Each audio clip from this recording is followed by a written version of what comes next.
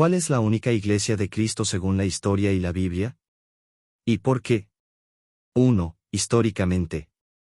La iglesia fundada por Cristo en el siglo I fue la Iglesia Católica, con sede en Roma.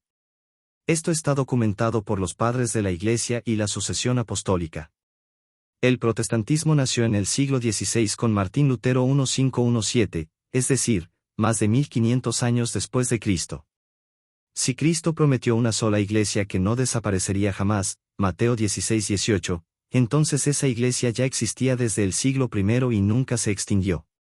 Si la iglesia verdadera hubiera muerto hasta el siglo XVI, significaría que Jesús no cumplió su promesa. 2. Bíblicamente. Jesús fundó una sola iglesia, sobre esta piedra edificaré mi iglesia, Mateo 16:18. No dijo, iglesias. Esa iglesia debía tener sucesión apostólica, el que a vosotros escucha, a mí me escucha, Lucas 10:16. San Pablo enseña que la iglesia es columna y fundamento de la verdad, 1 Timoteo 3:15. La verdad no puede estar en miles de divisiones. El bautismo y la fe se transmiten desde los apóstoles hasta hoy, Efesios 4:5, un solo Señor, una sola fe, un solo bautismo.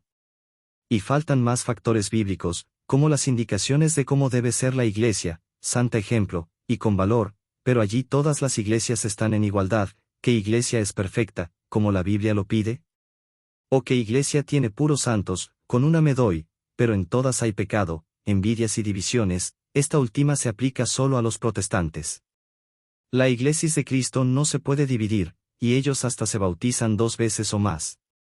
Si la iglesia de Cristo fue fundada en el siglo I, tiene sucesión apostólica, unidad y continuidad, solo la Iglesia Católica cumple esos criterios. Por lo que las demás no son iglesias sino sectas, y las sectas son las que nacieron de una división, como el protestantismo que nació de dividir la Iglesia Católica en otra nueva en el siglo XVI, o la secta ortodoxa, salida del catolicismo en el siglo XI, aunque los ortodoxos sí nacieron de una sucesión apostólica, de un obispo, a diferencia del protestantismo nacidos de un sacerdote, y los sacerdotes no tienen sucesión apostólica, solo los obispos y el Papa tienen sucesión, y el Papa es un obispo más, el obispo de Roma, se le llama Papa porque es el sucesor de Pedro, pero hay sucesores hoy en día de los 12 apóstoles, no solo Pedro, ese es otro tema. Las iglesias protestantes comenzaron en el siglo XVI, por lo tanto no pueden ser la iglesia original de Cristo, sino divisiones posteriores.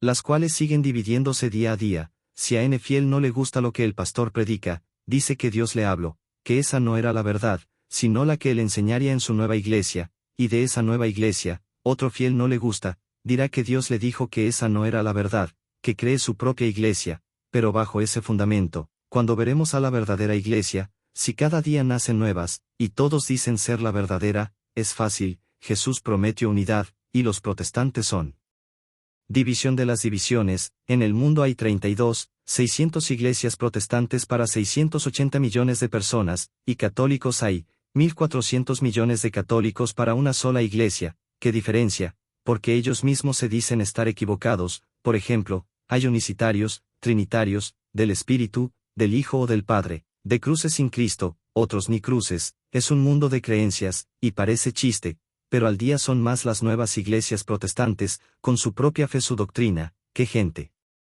haciéndose protestante, y vemos que ellos nacen de eso, de protestar, nada les parece, incluso niegan lo que su pastor les enseñó, y abren su nueva iglesia. En conclusión, la única iglesia que cumple históricamente y con las promesas de Cristo es la católica. Luego vienen otras interpretaciones, no de Cristo sino de profetas o apóstoles, y transquiversan la palabra de Dios, adaptando la palabra a lo que ellos quieren decir.